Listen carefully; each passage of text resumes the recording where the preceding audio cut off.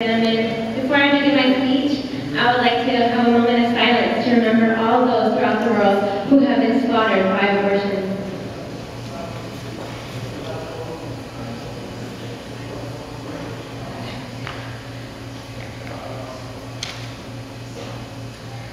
As the great President Ronald Reagan said, the president who brought the morning to America stated, "I know what I'm about to say is controversy, but I have to say it. This nation cannot continue turning a blind eye and a deaf ear at the taking of some 4,000 unborn children's lives every day, one every 21 seconds. Our founding fathers accomplished the unthinkable. They sacrificed all means of security for our country and its freedom. If it was not for them, our country would have deteriorated. They fought a great war for our freedom, so that we could be free from tyrannous British rule. They fought for us. They sacrificed their lives, their security, their happiness, their families for our freedom. They fought a great war so that America could have the rights to life, liberty, and the pursuit of happiness, so that every single human individual could have that right. They had a dream. America had a dream, so that every single human individual would have the rights to life, liberty, and the pursuit of happiness. What has happened to that dream? Since 1973, the Roe v. Wade landmark decision that legalized abortion, that dream has been taken away. We cannot say that we are a free nation when the blood of 50 million human innocents stains our soil. This is not a religious issue. This is an issue to do with our founding documents. It says on our Declaration of Independence, "We hold these truths true to be self-evident that all men are created equal, that they are endowed by their Creator with certain unalienable rights, that among these are life, liberty, and the pursuit of happiness." It says it right there, that all men have the right to life. That means even those in the womb. We are violating our founding documents by legalizing abortion. Just because it is legal doesn't mean it actually is legal. It says it on our pledge, "Under God, with liberty and justice for all." That means America is under God, not under the government, and everyone has liberty and justice. That means the unborn too. We are violating our founding documents by legalizing abortion. This has to stop. 50 million children will never laugh, will never play, will never see life, will never strive to feed the poor, to comfort the afflicted, to bring peace between nations. Someone could have changed the world. Someone could have brought a cure to cancer, has been eradicated by abortion. I survived abortion. I could have been killed, but I have a life today because I am the survivor of the abortion Holocaust.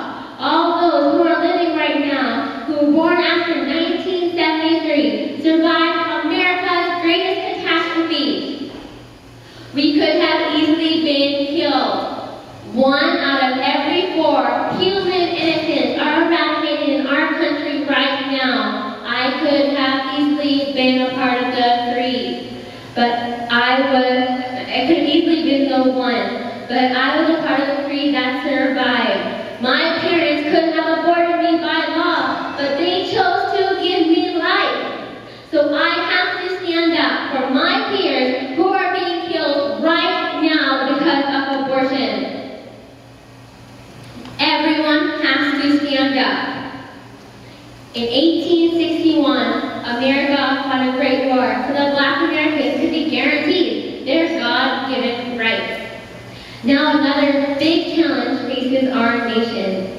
Just like the North fought for the freedom of the African Americans, we have to fight for the freedom of the unborn.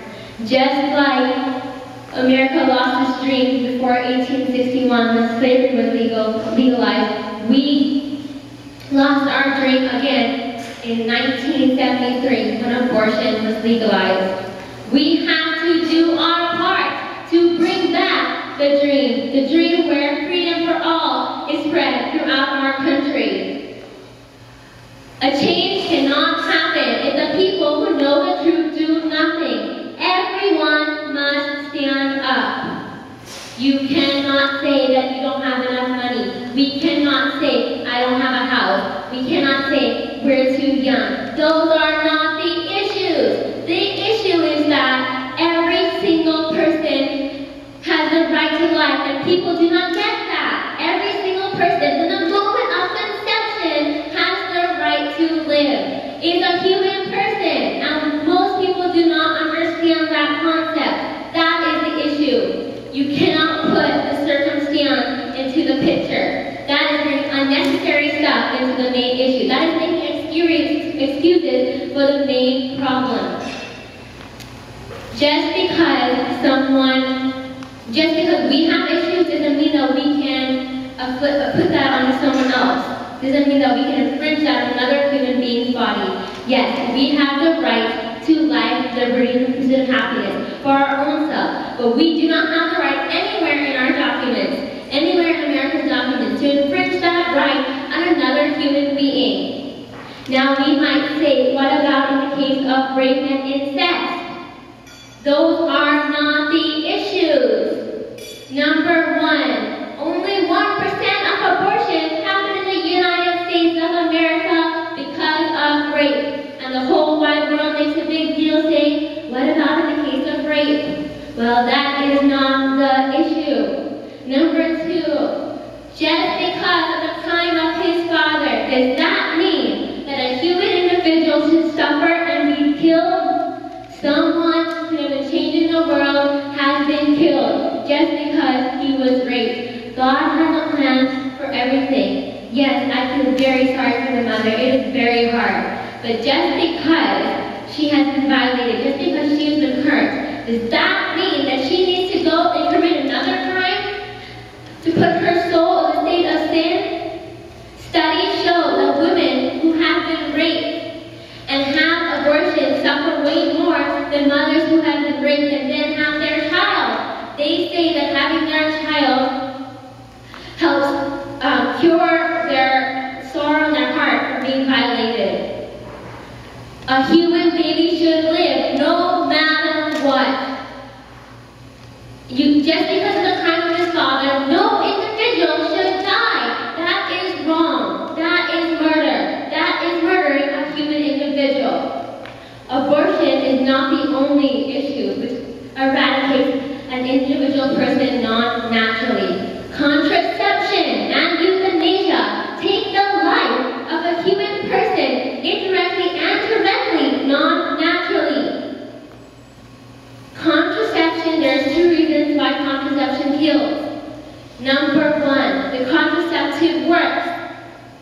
And a human baby who could have been formed, who could have changed the world, who I could have married, who could have been my best friend, does not have a life because of the contraceptive. That is indirectly taking part in murder, indirectly taking part in killing a human individual. Number two, the contraception does not work. And at conception, a human being is conceived. When the baby flows down the fallopian tube, it dies before it can implant in the uterus because of the chemicals in the mother from taking contraception. That is murder. That is slaughtering human blood right there and there. I say 50 million have been killed by abortion. That is not including the amount of abortions that happen in our country because of contraception. Contraception is prohibited by the Catholic Church, and we as Catholics must take a stand and say that contraception is wrong, for it kills. And the Fifth Commandment says that thou shalt not kill. Well, contraception murders human innocence.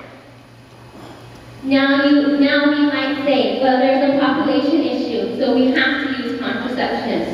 Well, that is not an issue. First, back to the point. You can't bring other surroundings, other issues to the point that every human being has to have a life. No matter what, that baby still deserves to live, no matter their circumstances.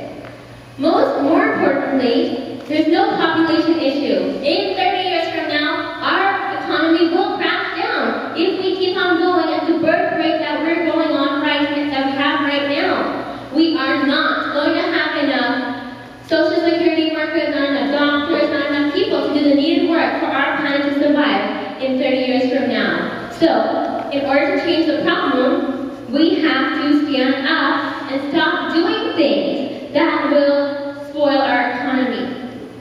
Again, this is not a religious issue. This is a fact to do with our founding documents. Everyone has the right to life, liberty, and the pursuit of happiness. We all agree on that. Everyone has the right to life, liberty, and the pursuit of happiness. So, when you use contraception, that is not giving everyone the right to life, liberty, and the pursuit of happiness. Everyone has to take a stand against America's greatest catastrophe.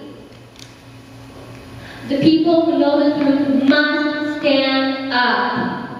All of you youths sitting in this room right now survived abortion. You have to take a stand and fight for your voiceless peers, just like our founding fathers fought for our freedom. We have to fight for the freedom of our voiceless peers who are being eradicated at this very moment as I speak because of abortion. We have to pray that we may be able to do our part in helping to bring back the America where life, liberty, and the pursuit of happiness is truly shown, even when it comes to the unborn and helpless. America should, can, and will preserve its first and foremost gift, which is life for everyone.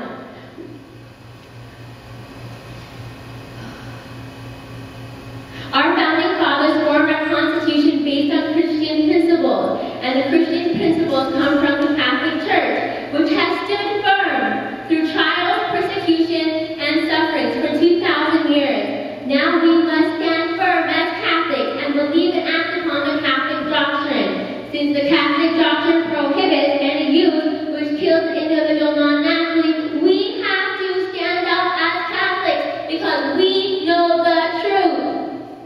The Catholic Church can overturn Roe v. Wade if everyone practices the doctrine, if everyone works forward in making a change. We have to fight a battle with Jesus Christ, our sovereign King, as head. America can resume its greatest gift, which is life, if we all work together. Thank you.